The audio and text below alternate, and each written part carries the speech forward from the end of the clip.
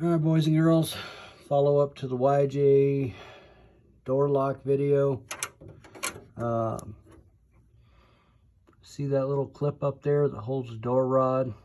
I ended up pulling that out to move this rod out of the way. Makes the clip getting back in there a little bit easier.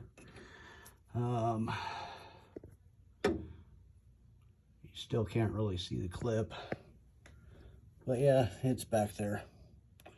Door lock linkage, I used little nylon inserts.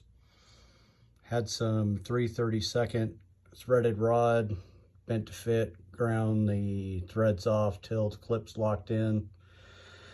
Good enough. It locks, unlocks.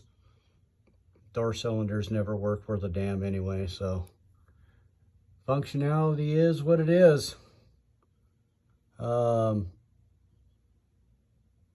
This linkage, if you're going to put the cover back on, might hit. I don't even remember what they look like. They haven't been on here in years because the doors suck and I always had to pull them off anyway.